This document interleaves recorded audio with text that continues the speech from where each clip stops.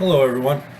Today we're discussing week 3 risk analysis with quantitative risk versus qualitative risk.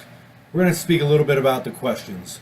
First question was, why is it important to keep track of the risk score for each task as well as the risk score for each risk? Great question. It is important to keep track of the risk score for each task because you will be able to easily identify a negative risk or a positive risk. By keeping a score or a point value system based on probability, you will be able to assess whether or not the risk is low, medium, or high. After identifying each risk, you will be able to put a mitigation plan in full effect for each risk, and obviously having a high priority risk will come before a low priority, and the same goes for an area of opportunity. We don't want to miss out on any of these, especially areas of opportunity. Anytime we can advance our project and make it easier or better for our team, we should be looking to do that. Next question, under what circumstances should you use quantitative risk analysis? If you have no time constraints on your project and you are 95% sure of your data for your risk analysis, then you should use quantitative risk analysis.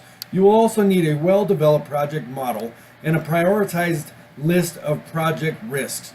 These you will be able to attain from performing a quantitative risk analysis. The third question, why do you think many people are uncomfortable with quantitative technique? This took me a little bit of time to find and figure out the best way to describe it for us. Many people veer away from quantitative risk analysis because it is the most time-consuming technique there is. It is asking for a deep dive of every aspect of the project and the use of data gathering tools such as historical data and workshops or interviews. The presentation of this data could also be misleading to the stakeholders or the team, as the probability chart may not align with what others or how others perceive the risk. Part 4 was a great question. How did Nehemiah assess project risk based on the biblical perspective that we read this session? How would you apply it in your life? Nehemiah used the qualitative risk analysis to assess the risk of his project. As Sanballat and Geshem sent letters to him on multiple occasions, Nehemiah took each letter one at a time and prioritized the project before his own safety.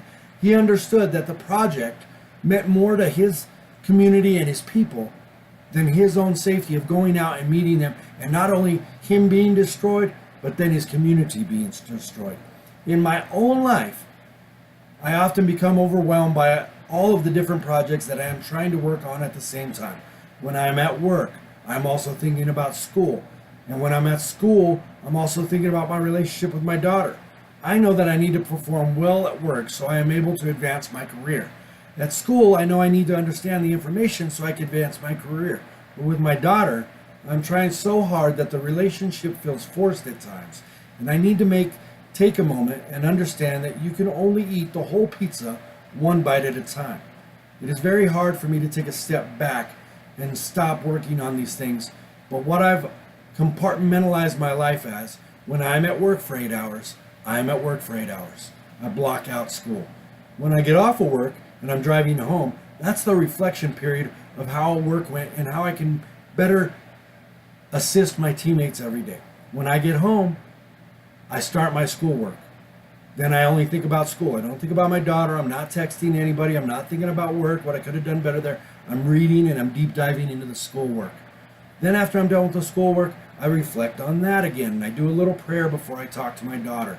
At this time, when I try to talk to my daughter, I kind of let her lead the conversation, and it gets a little stagnant, but I always ask open-ended questions, hoping to bring more and more out of her. I know she's in a shell and she's in this awkward phase and she's scared to go into middle school, and I just have to be patient. The Lord keeps telling me, ever since I was a kid, be patient. And I am the most impatient person in the world. But I am learning every day, Gord. And I thank God for that every day. That is this week's Session 3 wrap-up. I appreciate your time today, and I hope you have a wonderful weekend. Thank you.